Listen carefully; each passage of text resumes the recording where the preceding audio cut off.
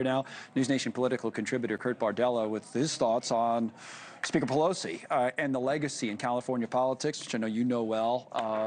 Nancy Pelosi is like about 40 years in the Congress.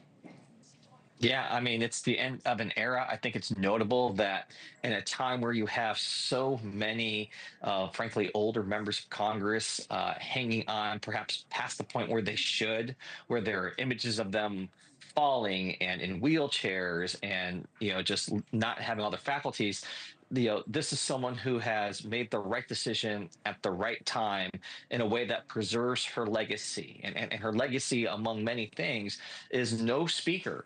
No leader in either party, in my opinion, has more successfully wielded power for a longer period of time than Nancy Pelosi. She is the blueprint for what a Speaker of the House should be, for how successful he can be at moving complicated legislation through narrow margins.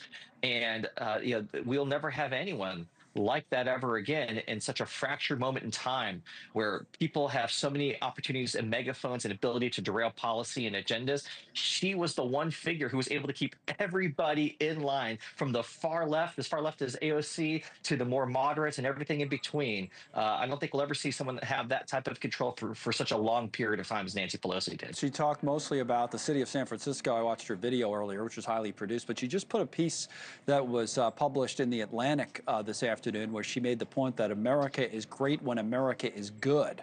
Time and time again, we have stepped up our fellow Americans. In times of need, expanded the definition of freedom to include more of us in it, fended off tyrants seeking to take power away from the people. Now, there was reaction today, as you see the rest of that, from President Trump and from former President Biden.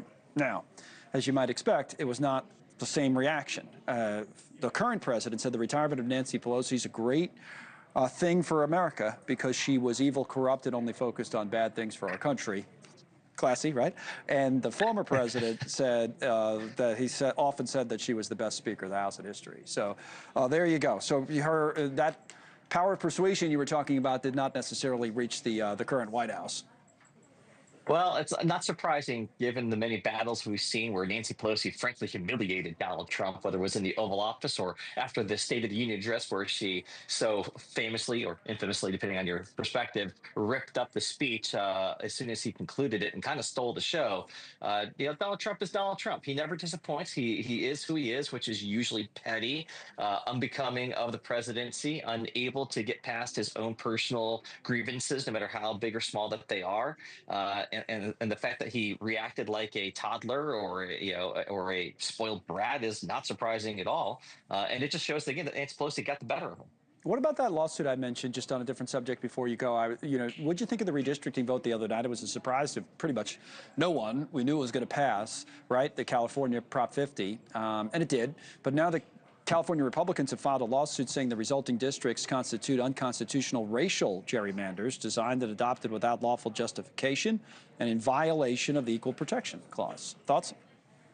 What a bunch of crap. I mean, the level of hypocrisy from the Republican Party is mind-numbing at times. They were the ones who started the redistricting wars here by what they did in Texas. At least California took it to the voters so that they could have a direct say in whether redistricting would happen or not. They're the only state that's done that, by the way, of those who are engaging in that.